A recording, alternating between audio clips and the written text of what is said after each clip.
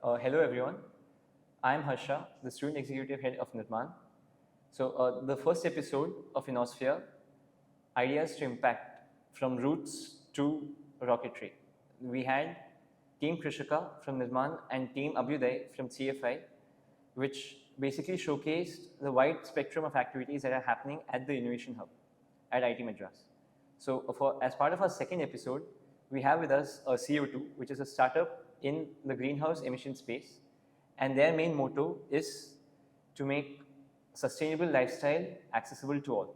So we have Ishita and Dovil with us today to interact and share with us about their journey on working with SeeO2. So Ishita and Dovil, please tell a little bit about yourself and how you stumbled upon this idea. Hello everyone, I'm Ishita Khatri. I'm a fourth year student, IEEE Data Science and Civil Engineering. I'm one of the co-founders of SeeO2. Hello everyone, I am Dohil Sakre and I'm a BTech fourth year in civil engineering and I am the lead developer here in SeeO2. Many people are very passionate about climate change and they want to do something about it, but very few actually take some action upon that. So what made you take the first step?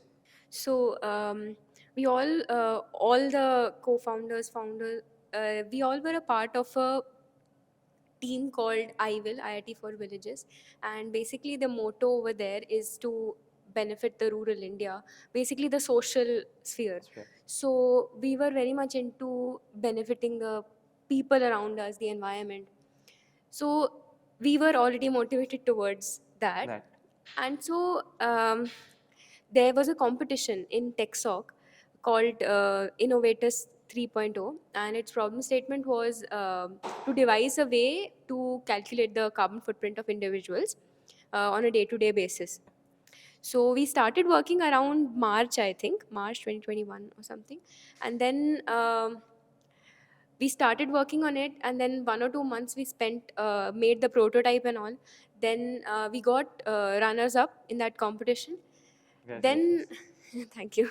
Then we thought that like it had a scope and it can actually benefit people, because people are not aware of what their carbon footprint contribution is. So just the question that you asked, that people know but they're not implementing it, they're not doing it. They feel good, they have a feel good factor that if someone does it they feel good, but they don't do it themselves. The reason is that they're not aware of what their contribution is, how are they impacting. So we found that there is a gap, and we are able to fill the gap through our app.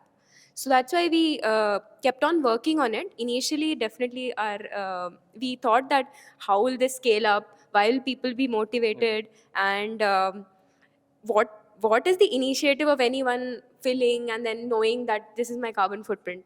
Why will people do it? That itself is the first step. Most people, like you said, you won runners-up in the event, but most people end it at that itself. They don't take it forward. Exactly. So you took the first step and decided to move from that project idea to a startup. So congratulations on that itself. Thank you. Okay. So you had mentioned about carbon footprint, and many people are not sure about what contributes to the carbon footprint. Like even the three of us coming from our hostel to the Innovation Hub. That activity alone contributes to carbon footprint. So in layman terms, could you just tell everyone what is carbon footprint and what are you trying to address? So carbon footprint is basically the greenhouse gas emissions that any individual emits due to any activity that person performs. Okay. And for example, I can say that if you're traveling by a car for 2 kilometers, let's say, so the petrol emissions, the amount of greenhouse gas emissions involved in the manufacture of the car, all those contribute to the GHG emissions. Okay, not just from the fuel burning, but even from the manufacturing point. Yeah, so it kinds of right from the start of the act keeps on accumulating. It keeps on getting added. So it starts from the manufacturer, and then you're putting petrol, so it adds on all cumulative effect of all these. Yeah. So, why did you decide to be a part of this project? Okay, so I was a part of Envisage game dev vertical. Envisage is basically if you combine technology and entertainment spheres. So Okay. that intersection is what where envisage exists. So I was a coordinator there, and in that, like, I'm very much interested in games, and I was working on game development there. Okay. And I was a part of IVIL as a designer, as a graphic designer. Okay. And so one of the co-founders, Path Bankele, so he just pitched this idea, and I just thought that I can help in this part because it very much aligns. The Unity part is the same. Same. So Okay. I just hopped in. In a line or two, if you could just tell to everyone what SeeO2 does, what's the kind of customers that you're trying to target, and how do you plan to reach out to them? Currently, what we are aiming at is that it should be accessible to everyone. So that includes the general public who is completely unaware and who doesn't have the technical knowledge about carbon footprint or exactly what emissions are.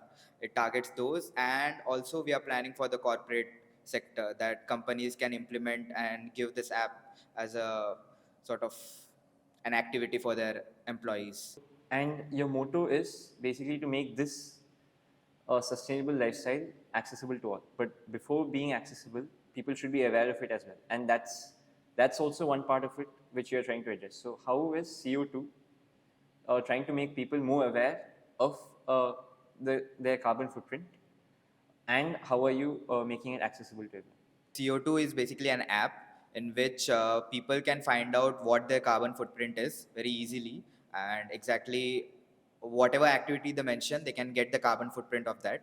And it also makes people aware not only about what their carbon footprint is, but also how they can reduce that carbon footprint due to that certain activity. It will basically give you personalized suggestions. So it is also making people aware of how you can actually reduce your carbon footprint. So yeah. So you had mentioned personalized recommendations. Could you give a few examples about that? So SeeO2 has an AI chatbot in which you mention what activity you're doing. So let's just say you travel by car for 4 kilometers, or you went to office which is 4 kilometers away via a bike. Okay, so it will take those inputs, and it will just suggest that is there a better way that you can actually achieve the that same activity which has a lower carbon footprint. So let's just say it says that you can take a metro, or you can use your bike till here, and then you can take a metro, or if you, in case you're going too far away. So yeah, it will give personalized suggestions. It will not say ki, yeah, just reduce your travel distance or reduce your usage of car. It will actually give you a alternative that you can adopt. It will not say ki, don't do this.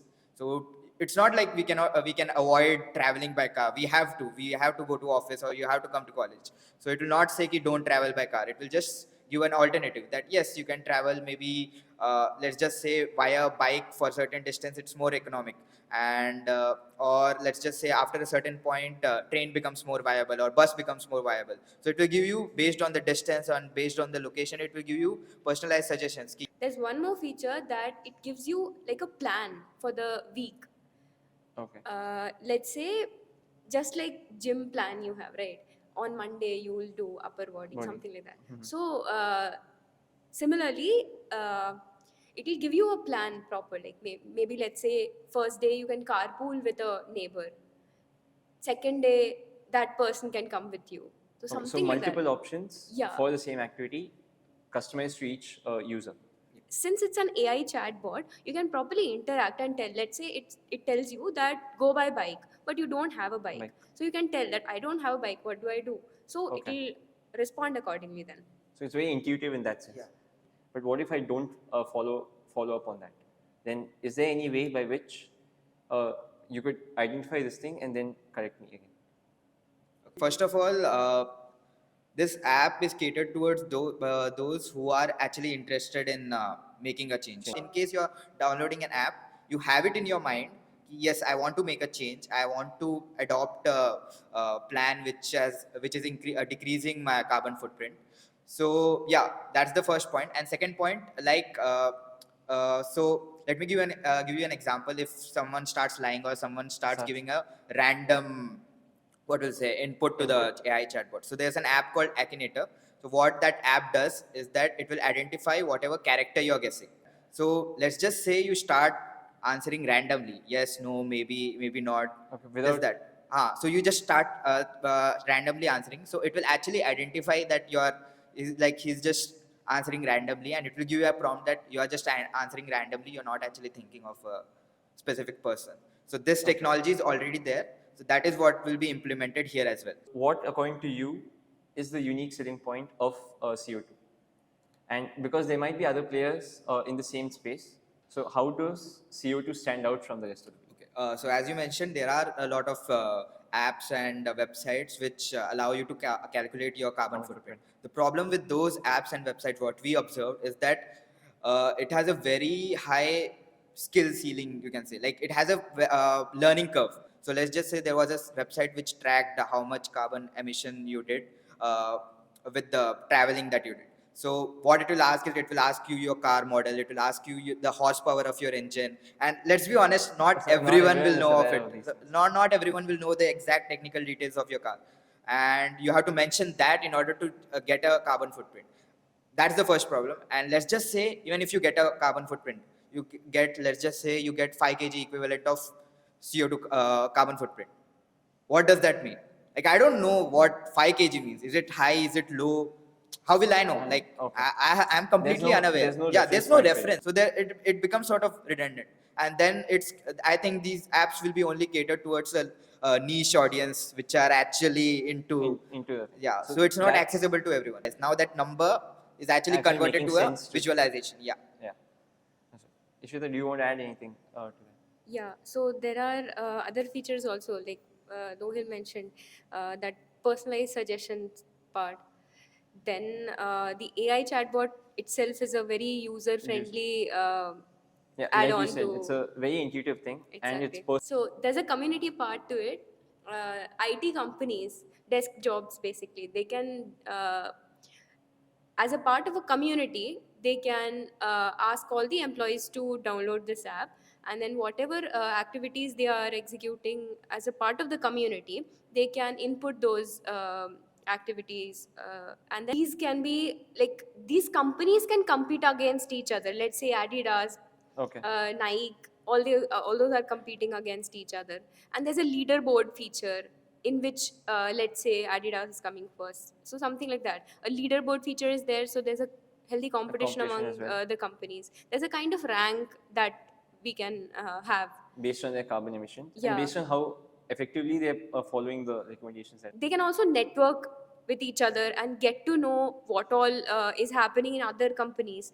Like, So CO2 provides this networking exactly. option as well on its app. Just like Facebook is there, so you can be friends with other companies. And then they'll post all whatever event they are organizing related to sustainability, reduction of GHG emissions. They can post on the application, and then other people can see. There's a discussion forum also, so something like that. So the unique selling points of CO2 would mainly be the visualization of the carbon footprint through the virtual garden, the personalized AI chatbot recommendations, the community aspect of it, and the discussion forum where different corporates can socially network among themselves. So, and all of this is really great. So how do you plan to take this forward? We also participate in a lot of competitions. So like recently we participated in a conference called ClimaFix, And that was where held was that? in Research Park. Okay. So in that, like different investors and companies which are specially for climate action, they gathered over there, and then it was a great forum to interact with them and then network with them. So we participated in that, and it was very beneficial for us. We got to know a lot of ideas, how to scale up. So this is how we are taking it forward. Okay. Yeah. That's wonderful. So, and it would be very inspiring to others as well, especially to the other student entrepreneurs who want to take entrepreneurship as a profession.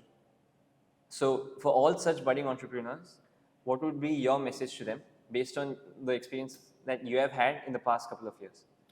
Okay, so my message for them would be, don't be afraid of taking the first step. Like, mostly what will happen is that you in your own mind will start rejecting your own ideas. So like, yeah, this, how will I do it? Yeah. So you will start thinking, yeah, this is the problem that I will encounter. So when you will encounter, that time you see, uh, you shouldn't kill your own ideas in Ideas- your own mind. Let others do it for you. Like that is There are many to do it. yeah, many to do it for you. So you don't have to do that.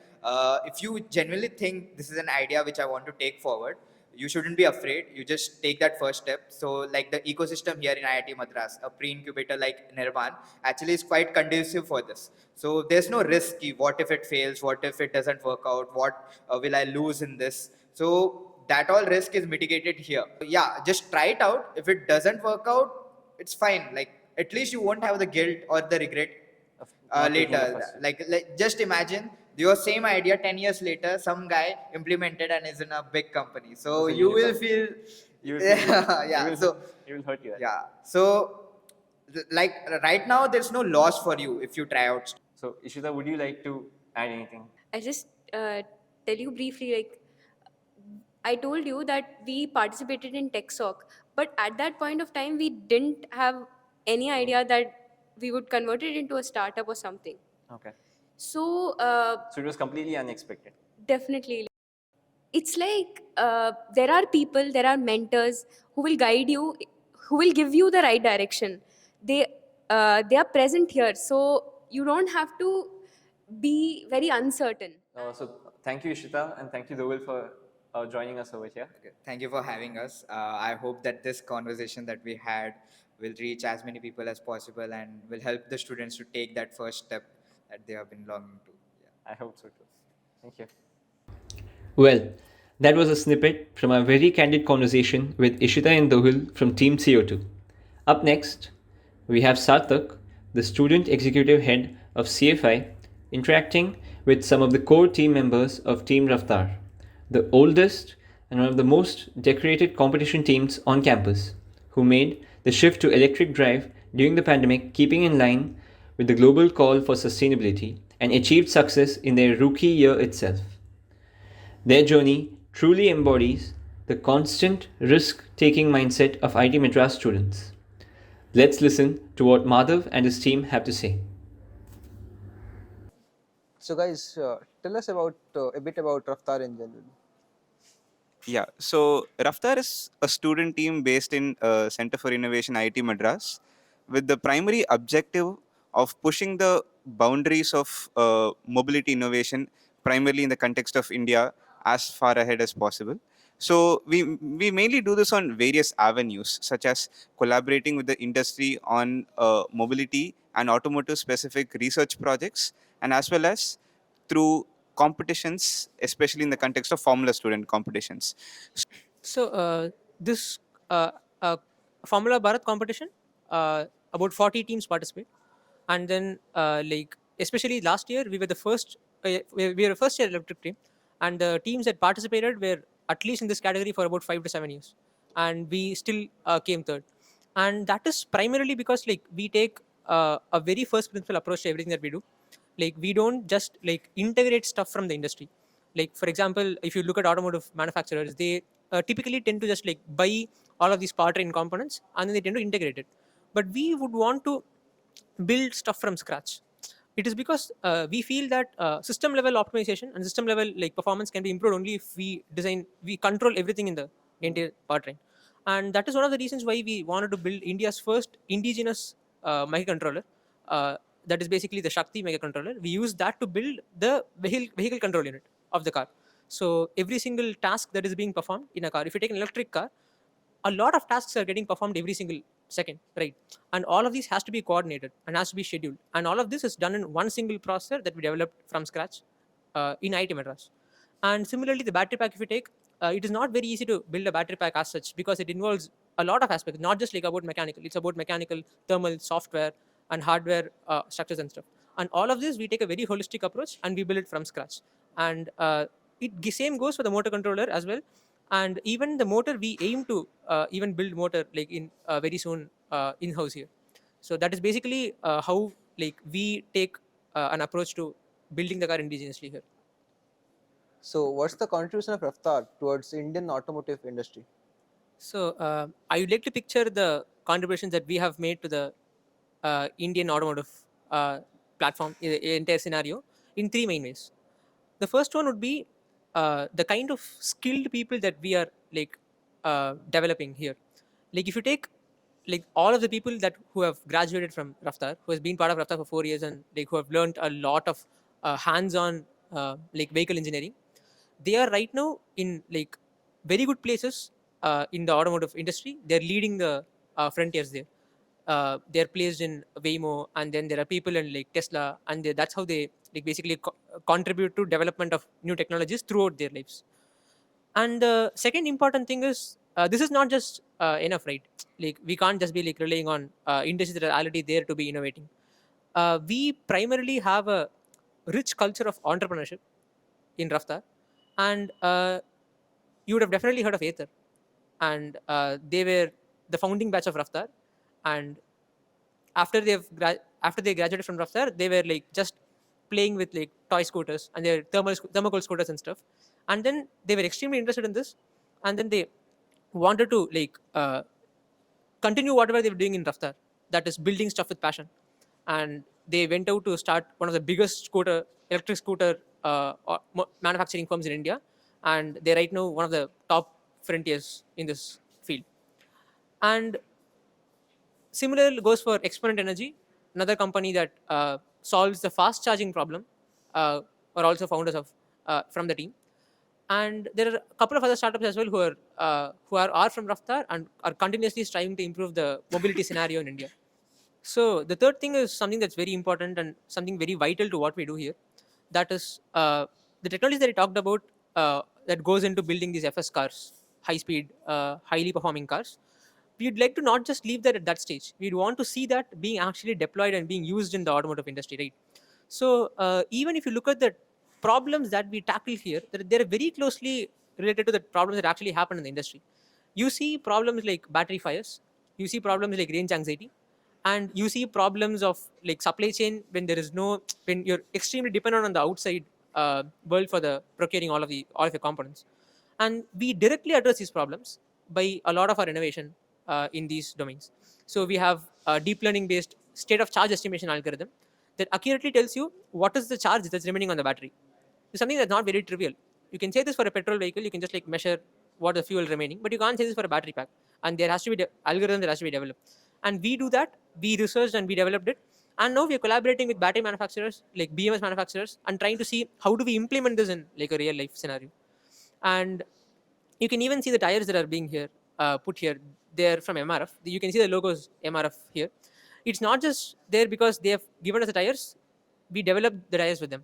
Like we give them qualitative feedback, and we help them get quantitative data for these tires. And now, right now, they're selling these tires in European markets. These are racing tires, and there are multiple ways in which we like collaborate directly with industries, and it has become so much more important to what we do here that we formed a separate vertical for it. It's called the industry collaboration vertical, and that is how we interact with the industry. We feel like we serve as a bridge between the academia and industry in this automotive mobility platform in the scenario. And this is how we essentially tend to improve the frontiers of automotive scenario. And we want to not just stop at electric, we want to go autonomous, and that is a long-term vision. And since thankfully the formula student community as well has recognized the importance of autonomous automotive, and they have shifted the competition format to an electric plus autonomous in the upcoming years. And this even forces us to like innovate a lot more, and we hope to see and achieve a lot more things in the upcoming years. So all these years of work and all this innovation must have been costing a lot. So who are your contributors in terms of financial help, and who are your collaborators in terms of mentoring? Uh, so the first organization we'd obviously have to mention helping the team is IIT Madras in itself. And we'd also like to thank Mr. V. Shankar and the batch of 1981 for the actual building that we work in, the Sudha and Shankar Innovation Hub in itself. Now we owe a lot of thanks to our alumni. IIT Madras in specific has a lot of alumni that have helped us. Dr. Ramakrishna Srinivasan, Mr. Ravichandran Srinivasan, Mr. Karthik Atmanathan, Vasu Guruswamy, Mr. Rishiyur Nikhil, and there's several more. And even in terms of the professors at IIT Madras that help us themselves. First of all, our faculty advisor, Professor Satyanarayan Sheshadri, the director of the institute, Professor Kamakoti. In terms of battery technology, we get assistance from Professor Arvind Kumar Chandran. In terms of high voltage, we have support from Professors Krishna Vasudevan and Arun Karupaswamy. And in terms of a lot of the vehicle dynamics aspects, we have support from Professor C.S. Shankar Ram as well. And this is all the people individually who have kind of helped our growth throughout the years, and companies that have sponsored us throughout the years. Tubes Investments of India, Brakes India, Aether, Magna. A lot of these companies have stayed with us throughout the year, and we owe them a big thanks as well. So this is not just like producing like products that just go into the market. It's about research, and research obviously takes a lot more money because we prototype a lot. For example, the battery pack that we built, we prototype at least like some 4 or 5 times. And since we want to build the state of the art technology, it do requires a lot of money, and we would definitely want industries across the globe, especially in India, looking for impacting the mobility, contribute to us. And we have a lot of ways in Joy of Giving as well. We have a portal, and please do support us in this way. We hope all of us join together, hands together, and then achieve the vision for the government of India, and then propel electric mobility forward. In order to encourage more such student entrepreneurs, NIRMAAN has started its Pratham program, which is mainly a startup nursery of sorts, where students are encouraged to play with entrepreneurship. It has completed the first month with 3 workshops being conducted by different professors of practice. And we just hope that more such students join the entrepreneurial ecosystem, and we nurture more such entrepreneurs. Along with the release of this episode, we are excited to have Research Conclave on 4th of November, where all the C5 teams will present their work to the professors and industry experts. Hope you like this episode, and see you in the next one.